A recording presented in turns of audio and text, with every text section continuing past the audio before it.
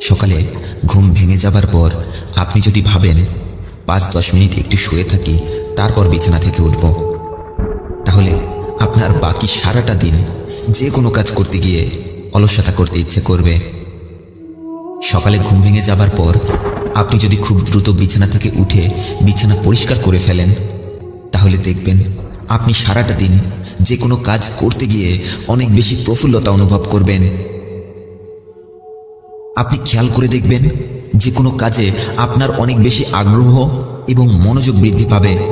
তাহলে আপনি আরও ভালো করে লক্ষ্য করে দেখবেন আপনার শারীরিক ও মানসিক শক্তি ধীরে ধীরে বৃদ্ধি পাচ্ছে।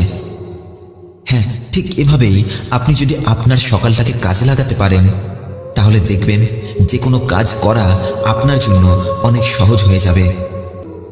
তাই নিজের এই কষ্টময় জীবনটাকে যদি আসলেই বদলাতে চান, তাহলে প্রতিদিন নিজের সকালটাকে কাজে লাগাতে শিখুন। কারণ আজকের সকালের আলোটা দেখার সৌভাগ্য হাজারো মানুষের জীবনে আসেনি। কিন্তু একটু খেয়াল করে দেখেছেন কি, আপনার সৃষ্টিকর্তা তাদেরকে এই সুযোগটা না দিলেও তিনি আপনাকে আজ এই সুযোগটা দিয়েছেন। আজ আপনার দিনটা অনেক সুন্দর হবে ইনশাআল্লাহ। আপনি আপনার জীবনটা পরিবর্তনের চেষ্টা করবেন, আর আপনার সৃষ্টিকর্তা আপনার জীবনটা পরিবর্তন করবেন না, এটা তো হতেই পারে না। আপনার সৃষ্টিকর্তা আপনাকে সবার থেকে আলাদা করে সৃষ্টি করেছেন। আপনি অনেক স্পেশাল, আপনি অনেক দামি। আপনার জীবনের গল্পটা সবার থেকে আলাদা। আপনার মেধা, আপনার বুদ্ধি সবার থেকে আলাদা। আপনি কার সাথে নিজেকে তুলনা করবেন?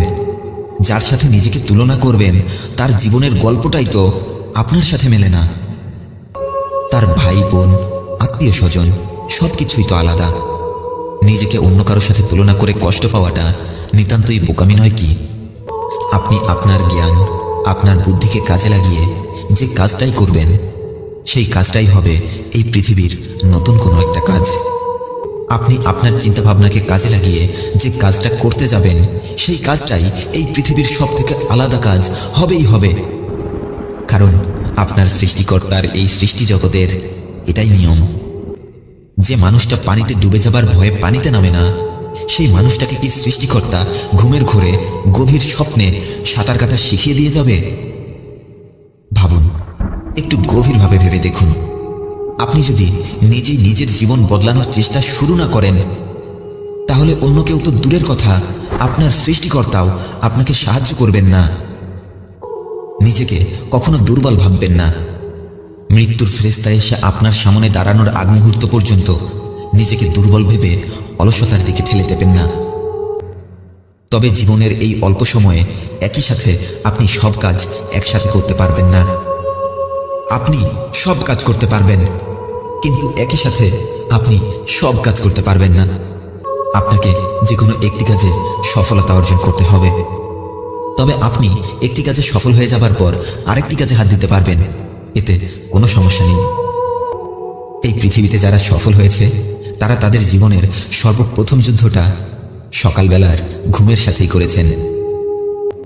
আপনি হয়তো জানেন না, আপনার জীবনের সর্বপ্রথম শত্রু হচ্ছে আপনার অলসতা।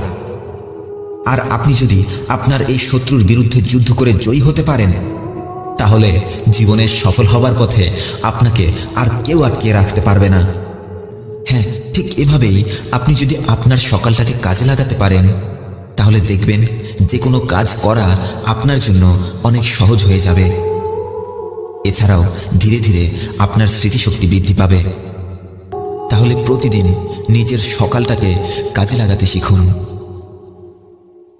ভালো থাকবেন। আর আমার চ্যানেলে নতুন হয়ে থাকলে আমার অন্যান্য ভিডিওগুলো দেখুন। ভালো লাগলে এরকমই নতুন নতুন ভিডিওর নোটিফিকেশন পেতে চ্যানেলটি সাবস্ক্রাইব করে রাখুন।